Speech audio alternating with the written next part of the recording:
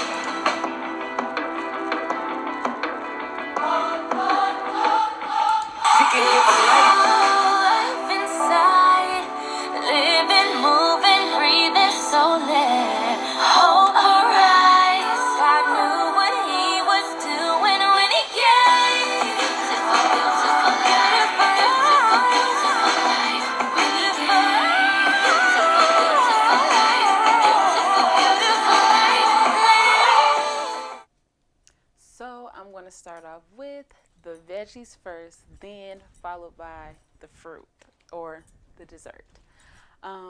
So first things first is I was so thankful and still am, and you'll hear me say this quite a bit, how thankful I am of the blessed pregnancy that I had.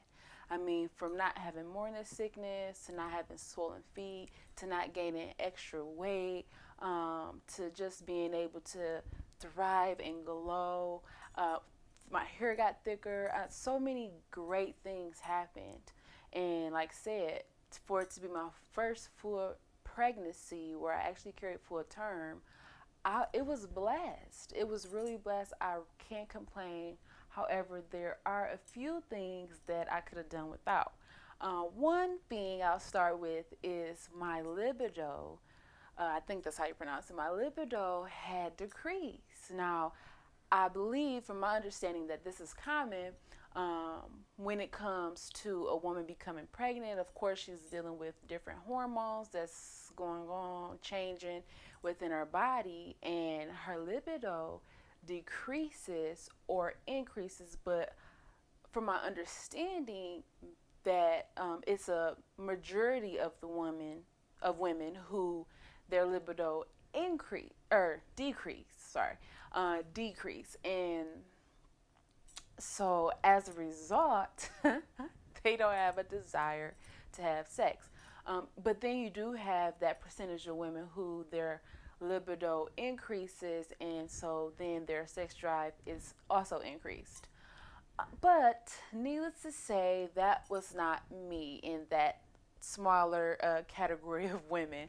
After the first trimester kicked in, I did experience some strong fatigue. I would say I never been that tired in my life. That was a whole nother level of tired. Like I could be sleep and have slept 8 full, 9 full hours, and then wake up and still be tired. And I know that was just part of the process and the hormone changes, but it was, like I said, a tiredness that I had never felt or experienced before. So that was super different. But along with that, like I said, my libido did decrease. So I didn't want to even say the word sex. I'm just like, ah, don't even, and then once again, from my understanding and what I've heard and read, is that after the first trimester, second trimester come, and then things pick up. You get your energy back. You start to thrive and glow, and then the libido increase. That didn't happen for me though. My libido did not increase. It stayed where it was. So I didn't want to think about sex. But I did thrive. I did have my energy. I was glowing. So, like I said, I still had a lot of good things that was going on. But the sex just wasn't something that I was desiring during that time. And I was thankful for a faithful husband, because even though he didn't really understand the changes my body was making because of the hormone changes that was going on, he was faithful. And poor guy, I know I just prayed for him even more during that time for that specific reason, because I imagine as a man it's kind of hard. It almost felt like we was back in the beginning when we was courting and sustaining from sex, abstinence, celibate, basically. That's kind of how I feel. I mean, like, not that we didn't have sex, but it decreased tremendously. And yes, I'm putting our business out there, but that's just a part of the journey. And that's just the realness of what it is, or what it was. I'm sorry. But yeah, so it was crazy. Like, nothing. Okay. But also, as we went into the third trimester, because that was pretty much, like I said, the libido decrease. The result of that was the whole 9 months. But then the third trimester, I did experience this achy, this achiness that, well, I wouldn't say it was an achiness, but it was like the sharp nerve pain or something that I was getting just right in the hip, the side of my hip, and waist and thigh area. And it would only come when I laid down. And it was so annoying. It just was like, what is this? And I even started going to the chiropractor about it to see if she could help me work things out with it. And pretty much it was just something I had to accept that was going on, and it would be done away with once I had my baby. But really, all it was, according to what she said, is that my pelvis was just expanding, and my hips expanding, and then some of those parts of the joints softened to prepare for delivery. So that's what was going on, and that was just part of the end process as we was coming closer to the delivery. So it was nothing that was pretty much subsided. I tried the pillow method, where I literally was sleeping with like 6 pillows, including a big long body pillow. And nothing was like working. And it was fine. It was fine when I was walking. If I was sitting down, I didn't feel it. But it was not until I went to sleep, laid down, because of course, I'm a stomach sleeper, okay? And at third trimester, for obvious reasons, you can't sleep on your stomach. I'm not a back sleeper, but you can't sleep on your back either, because you could affect the oxygen getting to your baby. So it was just side sleeping for all third trimester. And that was annoying. I was dealing with that annoying feeling. And so I found myself turning more often on each side, because for like the matter of time of I'm laying on one side, then I would feel it, and then I would have to turn on the other side. So that was like often where I was like, okay, turn back on the side, okay, turn back on the side, turn back on the side. But eventually I got to the point where I just accepted it, adjusted, and just realized that it'll be over soon enough once I have my baby. So yeah. but it was pretty annoying. Along with that, in the third trimester, I did experience uh, my baby girl strong, hard kicks. I mean, like really kicking me, and she was kicking since the flutters, like in the beginning where you could feel the flutters, and they were so cute then. But of course, as she grew lengthwise, widthwise, those kicks became to get stronger and stronger, and her legs are really strong. I mean, when I tell you these were like kicks, because for one, I was all baby pretty much. According to what my midwife said, as she, did my checks and physical, and even the chiropractor, when she kind of felt on my belly, they could tell that it wasn't any skin between the baby placenta and my stomach. I mean, it was such thin layers or no fat or anything, because I was just all baby. And so, those kicks was more of pressure. It wasn't like a sensation. It was like a boom. And so it would be times where I'm just kind of sitting there, and then boom, she'd kick, and I'm like, ow. And then my husband would be like, what's wrong with you? Oh, nothing. Your daughter just kicked me super hard. And then it would be nice where I'll just be like, she'll just be moving around, because she liked to be up. She liked to be up at around like midnight, and it'll be times where like she'll just be kicking and moving, and I'm just like, sometimes I could sleep through them, and I would just be like, okay, whatever, I'm going to sleep. Other times I'm just up, just laying down, looking at my stomach move, boom, boom, boom, boom, boom, and her kick, and then just feeling the pressure from the inside, and just like rubbing it, praying and wishing that she would just calm down and go to sleep. But those kicks were something, and it's interesting because her legs, she has me and her dad legs. Like, she has the thigh, the thick thigh, as well as like the shape of her leg, and then she is also firm in a defined and tone as far as the muscle, and she get that part from her dad. So she, I just really sensed that she wasn't giving those legs for no reason. But I'm looking forward to see the gift and why she has such strong kicks and such strong legs. Because even now, like, I remember telling her one time in the womb, like, hey, Nene, you have to stop kicking mommy. Like, this is not comfortable. This is hurting me. And then I told her, like, but you can kick all you want when you get out. And so sure enough, 15 weeks later, outside the womb, earthside, she's still kicking those little legs. She be kicking, kicking, kicking, and it's so cute now, because of course I don't really feel it within, and it's not putting pressure on all my organs inside. So it's cute now, and it's cool now. And sometimes she, will kick me, like, if I'm sitting like below her, but that's nothing compared to what she was doing when she was inside. So that was just, I could have done without those things. I could have done without. I was just not happy about those things, but at the same time, I still am grateful that that was all the not so good that I experienced as far as my journey of pregnancy.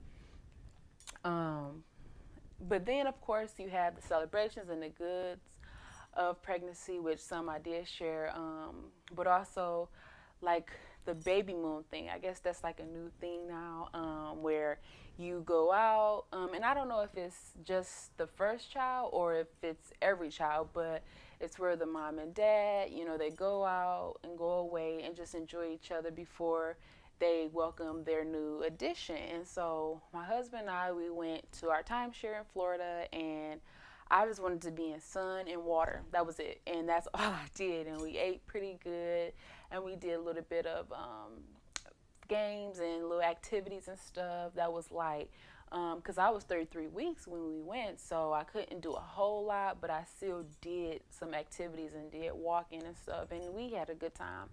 And it was special because, too, that's where we celebrated our honeymoon 3 years ago. where we got married and we was down in our timeshare for a week as well. And so it was definitely a place where we make memories and are able to look back and say, remember when, at milestones in our marriage and journey. So yeah, that was special and fun, really fun. We really enjoyed that. And that happened, like I said, a month after. It happened 33 weeks. So it happened a month after I resigned, which I ended up leaving my job. I resigned after 7 years of working in the healthcare at a hospital. I resigned at 6 months, and it was a bittersweet moment. I had grew to love all, what I did, the people that I worked with, and the people that I came in contact with on a regular or even just temporary. The people that I came in contact with, I met some wonderful people, and was able to service them in different ways, and just be able to minister to people and be of service, in so many different ways and give.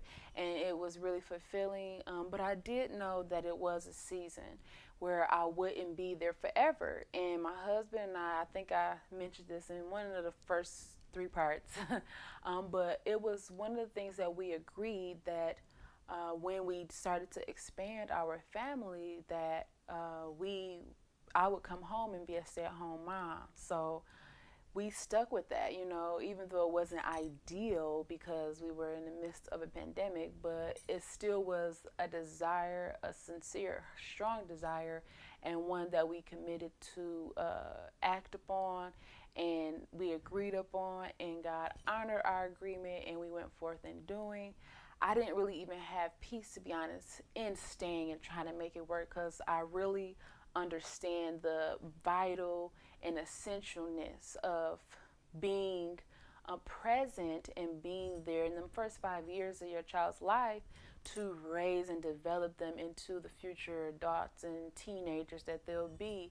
Like, those first 5 years are so vital and are forming them, like the habits, behavior, personality, the discipline, all those things. So I wanted to be the one pouring that and teaching that into my children, all of them, and not my babysitter, not family member, and not even my husband alone. So that was something that I just didn't even have peace about staying, but resigning. And I am glad I did. It was one of the best decisions that we could have made. I'm so happy and so grateful to be able to be at home with my warrior princess. Just watch her be there every second, watch her every memorable moment and milestone, and then help my husband to build a legacy for our children that we desire and plan to leave for her and the rest of her siblings to come. So it's great. It's definitely, we feel and believe that it is God's will and what He planned for us. That's definitely not something I'm telling anybody to do. This is my journey and my road, what the Lord has told me. So, yeah, but that was the decision we chose to make, and that's what happened. And then, of course, we had a baby shower, and it's funny because I didn't really want to have a baby shower at first. Like, I've been fortunate to be able to plan several different events, including baby showers. And so from a planner point of view, I know how much thought and how much our mind is consumed with that day and the things that need to be put in place for that day. And so I just really, even though I wasn't hosting or throwing a baby shower, I was there to be loved and supported and celebrated. But from the planner point of view, that wasn't possible, I would say.